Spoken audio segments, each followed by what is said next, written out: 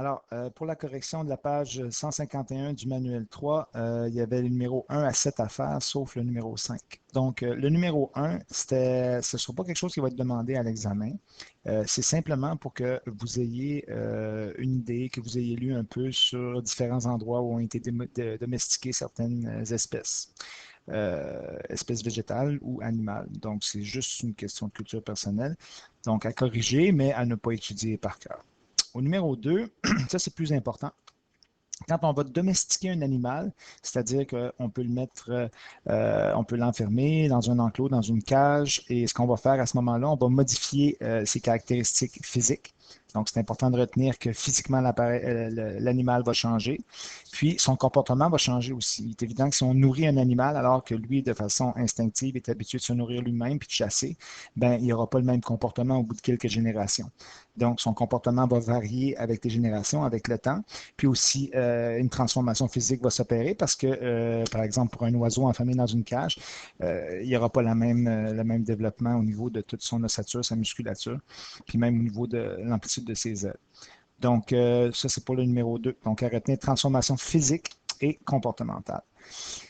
Chez un animal, on l'a dit, la domestication, c'est les transformations physiques et comportementales, alors que chez une plante, quand on domestique une plante, on va constamment la choisir pour ses caractéristiques que nous, on veut amplifier.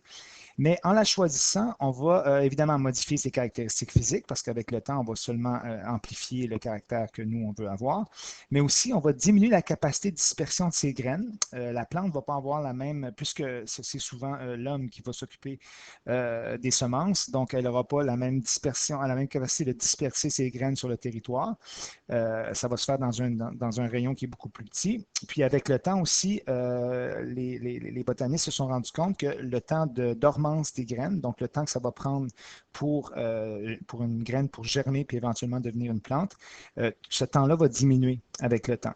Donc, il va y avoir germination plus rapide des graines, donc diminution du temps de dormance des graines, diminution de la capacité de dispersion des graines, puis évidemment modification des caractéristiques physiques. Ça, c'est pour une plante. Au numéro 4, décrivez les avantages de la domestication de certaines espèces végétales et animales à apporter à l'être humain, que les autres ont apporté à l'être humain. Ça a permis d'amplifier les caractéristiques d'une espèce qui sont utiles pour nous. Donc, nous, par exemple, si on veut avoir, je ne sais pas, mais si on cherche des vaches qui sont particulièrement bonnes pour produire, par exemple, du lait, on va toujours choisir la vache qui a la plus grosse production de lait pour pouvoir s'en servir comme une vache pour pouvoir accueillir les semences d'un taureau. Mais on va choisir le taureau en fonction de ses caractéristiques physiques que nous, on veut, mais on va choisir aussi la vache pour laquelle on va prendre les ovules, bien, on va prendre cette vache-là qui a des caractéristiques, par exemple, au niveau de la production de lait que nous, on veut. Donc, on va toujours amplifier ce qu'on veut chez les animaux en choisissant, puis ça peut être autant les animaux que les végétaux, en choisissant les caractéristiques qui nous intéressent. Donc, c'est de cette façon-là que nous autres, on va domestiquer les animaux. Donc, numéro 5, c'était pas à faire. Le numéro 6, c'est juste qu'il y a possibilité, quand on domestique, de faire des croisements. Puis, quand on fait des croisements, on va se trouver à avoir une descendance à partir de plantes qui sont des plantes d'origine.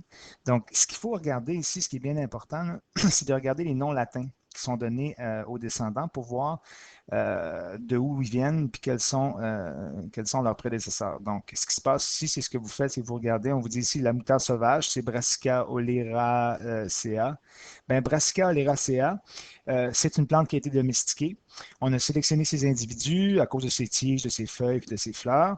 Puis, ça a donné une variété de choux aujourd'hui. Puis, on vous dit parmi les choux, les 4 choux suivants, lesquels sont issus d'une sélection artificielle de la moutarde sauvage. Alors, ce que font les botanistes, ils donnent le nom latin aux descendants, le même nom latin, mais ils vont rajouter un mot pour faire une classification, puis une diversité aussi. Donc, on voit que Brassica oleracea, qui serait le chou pommé, brocoli, et le chou-fleur par son nom, qui seraient les descendants directs de la moutarde sauvage, de par leur nom latin. Donc, le chou chinois a été croisé à partir d'un autre prédécesseur. Donc, si vous regardez, on vous dit, comme l'indique leur nom latin, le chou-fleur, le chou pommé et le brocoli sont de même espèce que la moutarde sauvage, donc c'est descendant. Au numéro 7, ce qu'on essayait de vous montrer par là, c'est qu'on vous disait, il y a des façons de déterminer et des caractéristiques physiques précises pour déterminer un mâle d'une femelle. C'est comme si on disait, par exemple, chez les hommes, chez les femmes, on pourrait vous dire, bon, les femmes, en général, sont de stature plus petite que les hommes. C'est vrai pour la plupart des individus, mais il arrive parfois qu'il y a un homme qui soit plus petit qu'une femme. Ça arrive même régulièrement, ça arrive de temps en temps. Donc, il y a des caractéristiques. Par contre, on peut dire qu'au niveau des organes reproducteurs des hommes et des femmes, là, il y a nécessairement une différence. Et c'est comme ça, c'est vraiment au niveau des organes reproducteurs chez l'homme et chez la femme qu'on va être capable de différencier un mâle d'une femelle. Mais chez certains animaux, chez certaines espèces végétales aussi, il y a des caractéristiques générales qui différencient les mâles des femelles, mais il y a certaines caractéristiques qui sont sûres à 100% de différencier un mâle d'une femelle. Donc ici, on vous dit qu'en général, les mâles sont plus petits que les femelles. Bon, ils sont plus petits que les femelles. Ce n'est pas toujours vrai. Si vous regardez ici, vous avez des mâles en haut, des femelles en bas. Vous voyez que ce mâle-là qui est ici est plus gros que cette femelle-là. Mais en général, ils sont plus petits. Bon, il y en a un, deux, trois qui pourraient être plus petits, et ce n'est pas toujours vrai. Même chose pour leur abdomen qui est plus arrondi puis est plus foncé que celui des femelles. Ce n'est pas toujours le cas non plus. C'est des caractéristiques générales. Mais si on vous dit qu'il suffit d'une seule de ces caractéristiques pour reconnaître à coup sûr le sexe d'un drosophile, une mouche à fruits, déterminer laquelle, c'est vraiment la présence de peignes aux pattes. Si vous regardez au bout des pattes, il y a des peignes et c'est comme ça qu'on va identifier un mâle d'une femelle. Donc, c'est des caractéristiques physiques précises qui vont nous permettre à 100% d'identifier un mâle d'une femelle. Dans le cas, par exemple, des drosophiles, ce serait les peignes aux pattes qu'on utilise, c'est cette caractéristique-là.